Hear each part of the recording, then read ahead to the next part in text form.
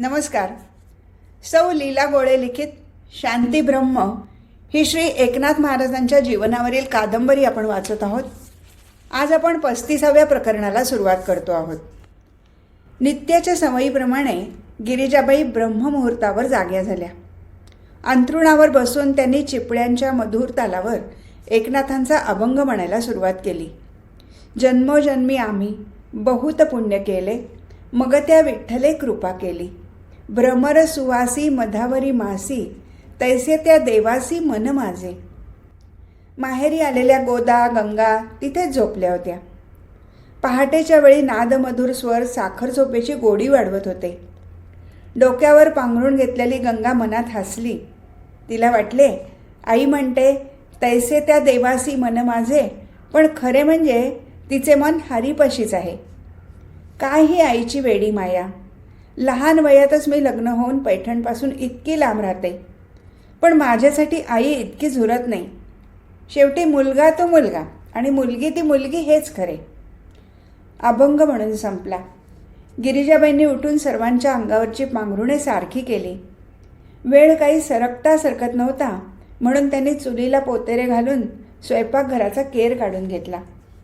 आता शेजारच्या घरातून जात्याची घरघर ऐकू येऊ लागली. गोठ्यातल्या गाईगुरांचा हंबरण्याचा आणि गळ्यातल्या घुंगरांचा आवाज येऊ लागला. त्या शांत वेळी हुरहुरणाऱ्या मनाला त्या सर्वांची सोबत वाटली आणि वेळ पुढे सरकत असल्याची जाणीव झाली. दोघी माहेरवाशिणी हाताखाली असल्याने स्वयंपाकाचा शीण नव्हता. तो चुटकीसरशी उरकायचा. दुपारची जेवणे झाली. माजगरात जुनेरे अंथरून गिरिजाबाई उशाला हाताची घडी घेऊन जरा लवणल्या होत्या. वाड्यात लगबग सुरू झाल्याचा त्यांना भास झाला. दाराबाहेर लोकांचा गोंगाट होऊ लागल्यासारखे वाटले. गंगा घाईघाईने तिथे आली आणि म्हणाली, आई अगं उठ, बाबा आणि दादा आलेले दिसतात. ते वेशीपर्यंत आले म्हणे. गिरिजाबाई धडपडत उठल्या, पण तो आनंद जणू त्यांना पेलला नाही. त्यांनी गंगाला लगेच मिठी मारली. अखेर सोनियाचा दिवस उगवला तर. त्यांनी चटकन केसावरून हात फिरवला. ओचे झटकून लुगडे सारखे केले. चूळ भरून डोळ्यांना पाणी लावले. गळ्यातल्या मंगळसूत्रात अडकवून ठेवलेली नथ नाकात घातली. त्या बावरल्या होत्या. त्यांना काही सुचत नव्हते. कानावर विश्वास बसत नव्हता. इकडे हारीला घेऊन येणं झालं तर. आजपर्यंत माझं मन त्यांनी कधी मोडलं नाही. मला सारखे जपायचे झाले. आज माझ्यासाठी हारीला जाऊन घेऊन आले. त्याला अंगणप्रसातून का आणायचं होतं? इतक्या लांब परमुलखात जाऊन त्याचे मन वळवून आणायचे म्हणजे काय सोपे का आहे? गिरिजाबाईंच्या डोळ्यात श्रावण वेगांनी दाटी केली. त्या देवघरात गेल्या. कुलस्वामिनी रेणुका मातेला हळद कुंकू वाहून आपल्या कपाळावरही हळदी कुंकवाची बोटे टेकली. पांडुरंग, दत्तात्रय सर्व देवांना नमस्कार करून निरांजन लावले. गोदाला औक्षणाची तयारी करायला सांगितले. नातवंडांना त्या म्हणाल्या, अरे मुक्तेश्वरा, पुंडाजी, तुमचा मामा येतो आहे, आजा येतो आहे. डोक्यावर काहीतरी ठेवा, बोडके पुढे जाऊ नका. त्यांच्या उत्साहाने बाल्य धारण केले होते. त्या महाद्वाराच्या उंबरठ्यात येऊन उभ्या राहिल्या व डोळ्यात प्राण आणून वाटेकडे पाहू लागल्या. सजवलेल्या 2 सारवट गाड्या वळणावर दिसू लागल्या. जय जयकार कानी आला. लेजमीचा खळखळाट ऐकू आला. शिंग फुंकल्याचा ध्वनी निनादला. गिरिजाबाईंना वाटले, अगं बाई, आपल्या पैठणकरांना लगेच सुगावा तरी कसा लागतो बाई, आणि इकडच्या स्वागताची तयारी तरी किती झटपट करतात. लक्ष्मीबाई सांगत होत्या तेच खरं. लोक महाराजांची डोळ्यात प्राण आणून वाट बघत आहेत. ते म्हणे इकडून गंगेच्या कावडीची गावपूजा करणार आहेत. आपल्या नाथ महाराजांना 3 वेळा काशी यात्रा घडली. हा म्हणे पैठणवासियांचा गौरव आहे, महद्भाग्य आहे. त्यांच्याबरोबर हरिपंडित येणार. आपल्या हरिपंडिताने तरी काशी क्षेत्रात केवढं नाव मिळवलं आहे. त्याचा पैठणवासियांना अभिमान आहे. तोही स्वागत सोहळा होणार आहे. लक्ष्मीबाईचे बोलणे मला नव्हते हो खरे वाटत, पण आता हा मिरवणुकीचा थाट पाहिला तेव्हा जरा नवलच वाटते आहे. मागच्या खेपेला भागवत समाप्ती करून इकडची स्वारी परतली होती तेव्हा पैठणकरांनी त्यांचे सारे आगत स्वागत केले होते ते ठीक, पण आज काय एवढी जरूर होती? खरे म्हणजे स्वारींनी लोकांच्या हृदयात स्थान पटकावलं आहे, म्हणून लोक उत्स्फूर्तपणे असा समारंभ सोहळा करतात. त्यांना कोणाला काही सांगावे लागत नाही. मुंगीच्या पायाने गाड्या पुढे सरकत होत्या.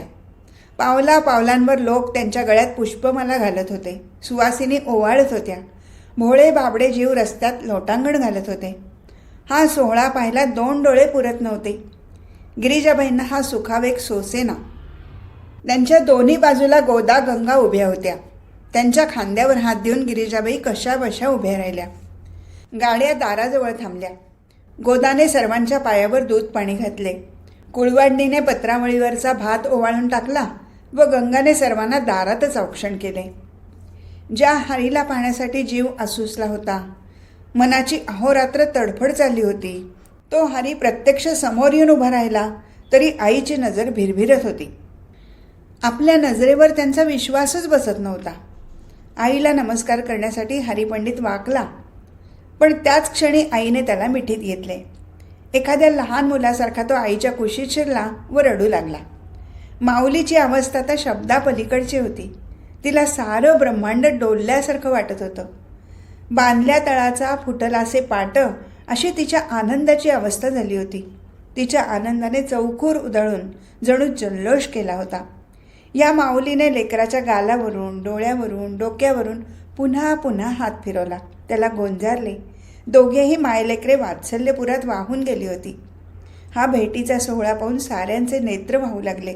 जणू वनवासी राम फार वर्षांनी कौसल्याला भेटत होता. तशाच साश्रू नयनांनी गिरिजाबाईंनी एकनाथांकडे पाहिलं. त्या नजरेत काय नव्हतं? पतीबद्दल अत्यंतिक प्रेम, जिव्हाळा तर ओसंडून वाहत होताच, पण जीवीचे साफल्य झाल्याचे समाधानही तरळत होते.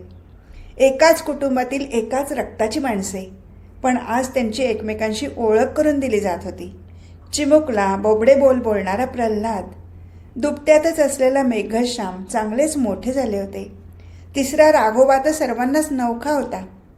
तिघाही नातवंडांनी सर्वांना वाकून नमस्कार केला. दोघी आत्या आणि आजीकडे ती मुले अनोळखी नजरेने पाहत उभी राहिली. गोदावरीच्या मुक्तेश्वराला आणि गंगेच्या पुंडाजीला मामा आणि मामी पाहून खूप हर्ष झाला. त्यांनी उभयतांना आणि आजोबांना नमस्कार केला. याही क्षणी गिरिजाबाईंना श्रीखंडाची आठवण झाली. त्या म्हणाले, हरी, आज आपला श्रीखंड हवा होता रे. खुळापोर नुसता नाचला असता. हे करू का ते करू का म्हणून 1000दा विचारले असते. भारीच लाघवी होता हो. श्रीखंडाचं नाव निघताच एकनाथही गहिवरले. खरंच रे हरी, सारेच कल्पनातीत घडले, अघटित घडले. जर का तो द्वारकेचा ब्राह्मण त्याला हुडकत येतपर्यंत आला नसता तर अद्याप काही उलगडाही झाला नसता व भगवंत इथे राबतच राहिला असता. आता फक्त लक्षात राहिला आहे भोळा भाबडा श्रीखंड्या. जीवाला चटका लावला बघ त्याने. बाबा, तुमच्या भावभक्तीला देवही भुलला, पण मी सुज्ञ असून तुम्हाला ओळखू शकलो नाही. मी माझ्या ज्ञानाचा वृथा गर्व केला. मी चुकलो बाबा. तो त्रैलोक्याचा धनी भावाचा भुकेला आहे. तो बघता कारणे निर्गुणाचा सगुण झाला, पण मी मात्र आपल्याशी उद्दामपणे वागलो. मला आता पश्चात्ताप होतो आहे. नाथांनी आपल्या सुपुत्राला पोटाशी धरले. हरीचे आपल्या वडिलांशी ते सौजन्यशील वागणे पाहून गिरिजा माऊलीला कृतकृत्यता वाटली. आता द्वैत संपले होते. या अद्वैताला माझीच मेली दृष्ट होईल असे त्यांना वाटले व त्या म्हणाल्या, कमळाबाई, जा आणि थोड्या मीठ मोहऱ्या घेऊन ये. पण सुनबाई तिथे होतीच कुठे? ती केव्हाच घरात गेली होती. गंगा चेष्टेने म्हणाली, अगं आई, आम्ही दोघी लेकी समोर असून हाक मारायला सुनेचीच आठवण झाली ना तुला? गोदा म्हणाली, मध्यंतरी इतकी वर्षे गेली तरी सुनेला काम सांगायची सवय गेली नाही बरं आईची. एकनाथ हसत म्हणाले, आता हक्काची मालकीण घरात आली आहे, तेव्हा आम्हा म्हाताऱ्यांनी तिच्याच कलाने वागले पाहिजे असं म्हणून त्यांनी हरिपंडिताकडे पाहिले. हरी समजायतेचे समजला आणि झटकन घरात गेला. हा सोनियाचा दिवस उगवायला फार तपश्चर्या करावी लागली. मनाची कुतरोड करून घ्यावी लागली. शिवाय लोकापवादाचं खापर माथी फुटत होतं ते वेगळंच. प्रपंच थाटल्यावर प्रपंचिकाची सारी सुखदुःखे सोसायला हवीतच. पण या साऱ्याची परिणिती याची देही याची डोळा सुखांत झाली होती. पुरणवरणाचा स्वयंपाक म्हणजे खीर आवश्यक होती. सडे पुरण करायचे नसते. बाई म्हणाले, हरी, खीर तेवढी मी केली आहे हो. अरे नुसत्या दुधातली खीर, एक तरी पदार्थ माझ्या हातचा असावा म्हणून मी केली. वाढ ना ती खीर. एकनाथ हसले आणि म्हणाले, आई, अहो खिरीचे पक्वान्न म्हणजे आईच्या हातचे प्रतीक. जेवायला सुरुवात करण्यापूर्वी खीर खावी नाहीतर आई मरते असे आपण लहान मुलांना सांगतो, हो ना? मग तुम्ही वाढा बघू खीर. हरीला वाटले, खरंच मी नेमकी खीर करायला कसा विसरलो. आता मला काकूंना नको म्हणताच येणार नाही. खीर वाढताना त्या बाईच्या ठिकाणचा मातृभाव पाहून जेवणापूर्वीच नाथांना तृप्ती जाणवली. मुलाच्या हातची पाकसिद्धी नाथ मन लावून जेवले व आचवायला बाहेर अंगणात गेले. बाई उष्ट काढायला खाली वाकल्या तसा हरी म्हणाला, नको नको, मी उष्ट काढणार आहे असे म्हणून त्याने पत्रावळ गोळा केली व बाहेर टाकून आला. आत येऊन पाहतो तो काय, पुन्हा पहिल्या जागी पहिल्यासारखी उष्टी पत्रावळ होती. त्याला वाटलं कदाचित एकावर एक 2 पत्रावळी ठेवल्या गेल्या असतील, म्हणून त्याने ती पत्रावळ गुंडाळली व बाहेर टाकून आला तर आश्चर्य झाले. पुन्हा आपली 3री पत्रावळ जागेवर तशीच. अरेच्छा, अशी पत्रावळीची चळत तरी किती आहे, म्हणून त्याने ती 3री पत्रावळ उचलून पाहिली व ती गुंडाळून बाहेर टाकून आला. आता मात्र हरीला चक्कर यायची वेळ आली, कारण बाहेरून येईपर्यंत 4थी पत्रावळ हजर होती. अशा 4 नव्हे 5 नव्हे तर सहस्र पत्रावळी त्याने एकामागून एक बाहेर टाकल्या. नाथ अद्याप बाहेरच थांबले होते. काय समजायचे ते हरी समजला होता. बाईंना सहस्र भोजनाचे पुण्य मिळाले होते. हा निश्चित चमत्कार नव्हे, ती माझ्या बाबांच्या पुण्याईची कमाई आहे. बाबांच्या हातात सिद्धी आहे, पण त्यांनी ती सिद्धी सवंग केली नाही. या सिद्धीच्या बळावर स्वतःचा मोठेपणा सिद्ध केला नाही की दुसऱ्या कोणाला कमी लेखले नाही. मी केवढा भाग्यवान आहे की अशा पुण्यवान पुरुषाच्या पोटी जन्माला आलो आहे. माझे गर्वहरण करण्यासाठी तर त्यांनी ही सिद्धी राबवली नसेल. मला मार्गदर्शन करण्यासाठी केवढा हा द्राविडी प्राणायाम. त्यांनी अहर्निशा माझ्या प्रगतीचीच काळजी व्हायली. या अशा संततुल्य पित्याला मी किती मानसिक क्लेश दिले असे म्हणून त्या बाईच्या घरी त्या बाईच्याच देखत हरी वडिलांना सर्व भावे शरण गेला. नाथ म्हणाले, हरी उठ. अरे तू शास्त्रात पारंगत झालास पण माणुसकी शिकला नाहीस, त्यामुळे शास्त्राचा खरा अर्थ तुला कळला नाही. बुद्धीमुळे तुला ज्ञान प्राप्त झाले, पण ईश्वर भक्तीने तुला आणखी काही खात्रीने मिळेल. तेव्हा वर्णाश्रम आणि मानवता धर्म यात गल्लत करू नकोस. वर्णाश्रम पाळलाच पाहिजे, पण त्यासाठी मानवता धर्म सोडलाच पाहिजे असे नव्हे. हरिपंडिताचा अहंकार तात्काळ गळून पडला. एकनाथांचे लक्ष रामायणावर केंद्रित झालेले होते. तुलसीदास म्हणाले होते, रामायण भावपूर्ण हवे, त्यासाठी अर्थपूर्णही हवे. म्हणून त्यांनी मनी संकल्प केला होता की आपण भावार्थ रामायण लिहावे. त्यासाठी त्यांनी वाल्मिकी रामायण, आनंद रामायण, योग वसिष्ठ आदी ग्रंथांचे परिशीलन करायला प्रारंभ केला होता.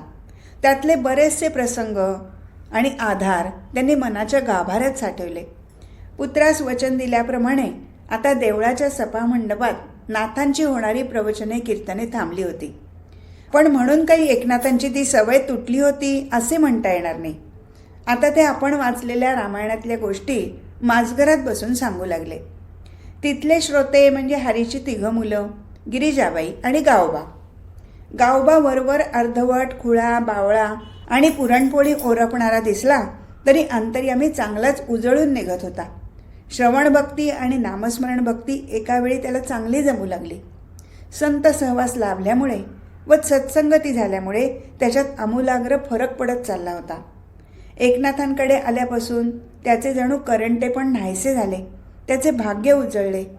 नाथांबरोबर आळंदी यात्रा घडली, इंद्रायणी स्नान झाले, ईश्वरी ज्ञानाचे प्रतिपादन ज्यात केले आहे अशी श्री ज्ञानेश्वरी ऐकायला मिळाली. अखंड नामस्मरणाची सवय झाली. पुढे तर इतरांना दुर्लभ अशी काशी यात्रा घडली आणि तीसुद्धा एकनाथ महाराजांसारख्या संत पुरुषाबरोबर. प्रवासात नाथ त्याला रामायणातल्या गोष्टी सांगत. रामाने किती प्रवास केला, वन्य, अडाणी, गरीब लोकांबरोबर ते कसे राहिले, त्यांचा कसा उद्धार केला, ते सारं ते गावबाला समजावून सांगत. गोष्टी वेल्हाळ गावबा हे ऐकताना रंगून जाई. नित्य गोदास्नान करणाऱ्याला भागीरथी स्नान घडले. संत तुलसीदासासारख्या संतश्रेष्ठाचे दर्शन घडले आणि काशी विश्वेश्वराचे मनोभावे पूजन करता आले. एका सामान्य मुलाच्या जीवनात ही केवढी मोठी पर्वणी लाभली होती. याचे कारण त्याची नाथावरची नितांत श्रद्धा, सेवाभाव, लीनता, नम्रता हेच होते. माझघरातला दुसरा श्रोता म्हणजे गिरिजाबाई. नित्य तृप्त असलेली ही माऊली. देवतुल्य पती लाभल्यामुळे तिचा संसार हाच परमार्थ झाला होता. तिच्या हातून भरभरून परोपकार होत होता. विपुल अन्नदान होत होते. मुलाबाळांच्या सहवासात आता कशाचीच कमतरता नव्हती. शिवाय पितापुत्रांचा झालेला समेट पाहून ती साध्वी फार सुखावली होती. पत्रावळीचा प्रसंग ऐकून गिरिजाबाई हर्षित झाल्या होत्या. त्या हरीला म्हणाल्या, पाहिलंच ना आपल्या पित्याची योग्यता. अरे बाबा, आपणा सर्वांचे अहोभाग्य आहे म्हणून या संततुल्य पुरुषाशी आपण नातं सांगतो. त्यांचा सहवास घडतो, त्यांना अंतर देऊ नकोस, त्यांचे पाय सोडू नकोस बरं बाळ. हरिपंडिताची प्रवचने, कीर्तने नित्याप्रमाणे चालू होती. त्याच्या वाणीत रसाळपणा नव्हता, गोडवा नव्हता. सामान्य लोकांना समजेल असा विषयाच्या प्रतिपादनात सोपेपणा नव्हता. त्यामुळे लोक श्रवणभक्तीत रमत नव्हते. उलट त्यांना कंटाळा यायचा. त्यामुळे हळूहळू गर्दी कमी होऊ लागली. आता तर ती पारच ओसरली. फक्त काही हाताच्या बोटावर मोजण्या इतकीच माणसे, शास्त्री, पंडित, विद्वान श्रवणासी येत असत. त्यांच्याही कार्यवैपुल्यामुळे त्यांच्या येण्यात सातत्य नव्हते. अर्थात वाड्यावर येण्याचे लोकांचे वळण सुटले नव्हते. ती माणसे येत, एकनाथ महाराजांना भेटत, क्षेमकुशल विचारीत, आपल्या अडीअडचणी सांगत, त्या निवारण्याचा मार्ग विचारित आणि निघून जात. त्यामुळे कीर्तनाला गर्दी नसली तरी देवळाला वर्दळ होती. त्या मंडळीतल्या काही सुज्ञ आणि वयस्क मंडळींनी हरीला वेळोवेळी सांगण्याचा प्रयत्न केला की अरे, हल्ली नाथ महाराज फार एकलकोंडे वाटतात, उदास दिसतात. तू जर त्यांना प्रवचन कीर्तनाची परवानगी दिलीस तर त्यांना विरंगुळा वाटेल, त्यांचा जीव रमेल. हरिपंडित म्हणाला, काका, माझे बाबा उदास दिसणं कधीच शक्य नाही. त्यांना आनंदाचा ठेवा गवसला आहे. तुमच्या प्रेमळ दृष्टीला फक्त ते उदास भासत असावे. शिवाय इतकी वर्ष एकाच व्यक्तीचे बोलणे सतत ऐकत असल्यामुळे तुम्हाला माझ्या बोलण्यात गम्य वाटत नाही आणि बाबांची कीर्तन प्रवचने ऐकण्याच्या अतीव इच्छेपोटी तुम्ही असे बोलता. हरिपंडितालाही वडिलांना घातलेल्या अटीबद्दल हल्ली पश्चात्ताप होऊ लागला होता. या लोकांच्या मनात शिरण्याच्या माध्यमात नुसते बुद्धिवैभव असून भागत नाही. तिथे अंतःकरणाची एकरूपता हवी. बोलताना वाणीला मृदुता हवी. बाबांचे बोलणे सांगणे आणि माझे बोलणे सांगणे यात महत् अंतर आहे.